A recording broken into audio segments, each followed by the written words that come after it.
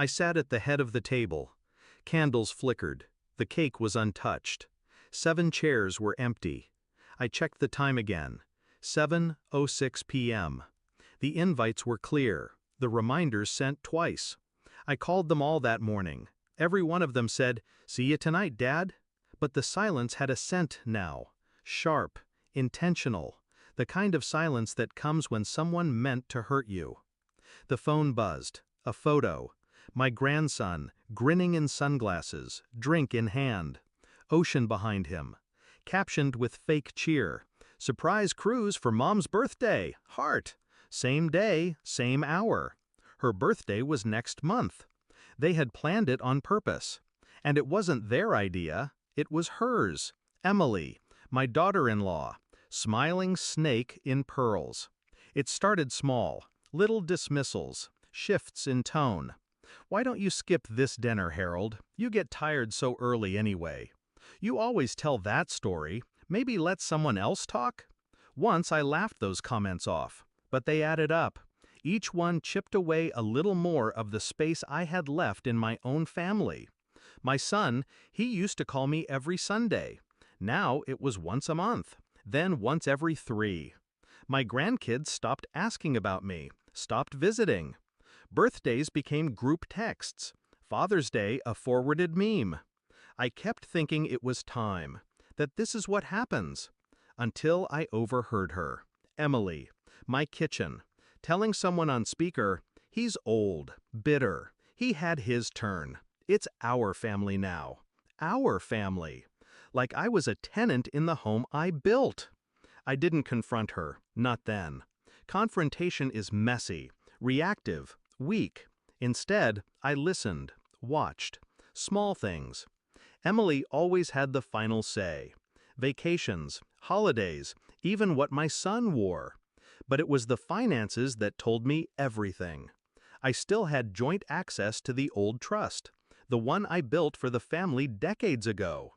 One account fed the college fund, another the family properties, and a third, the discretionary fund, was strictly for emergencies.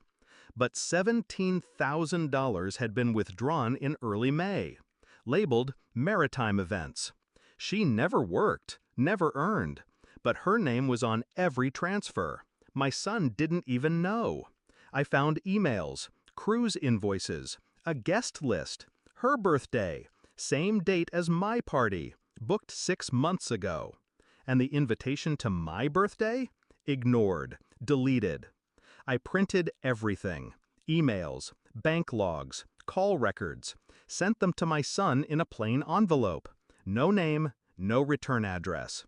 He called the next day. Sounded like a man who'd been shot in the stomach. "Why didn't you tell me?" "Because you wouldn't have believed me, not when she smiled like that." He said she confessed, tried to make it about stress, said I intimidated her. He asked me what I wanted. I told him nothing, because what I wanted was already happening. Emily had built her castle on stolen bricks. Now it was collapsing. They came back a week later, tan, quiet. She brought me a souvenir, a t-shirt that said, "Cruisin' into 40." I took it, smiled, held her gaze just long enough to freeze her breath. "I heard it was lovely," I said. "I'm glad everyone could make it." Her face twitched, just once, then again. "Your son told me about the mistake," she offered. "The overlap with your party, just unfortunate timing." I nodded, then slid a folded document across the table.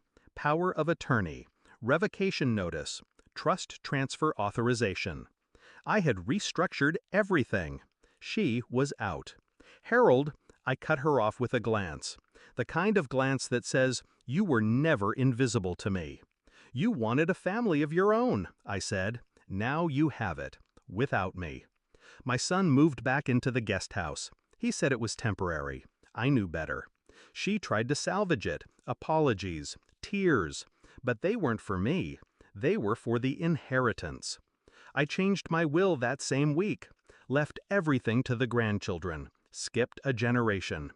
Emily won't get a dime. And the next time she hosts something, it'll be in a smaller house, with fewer people and more silence. Funny how the ones who want to take your place never realize you were never leaving. They just forced you to become a ghost with keys to every locked door.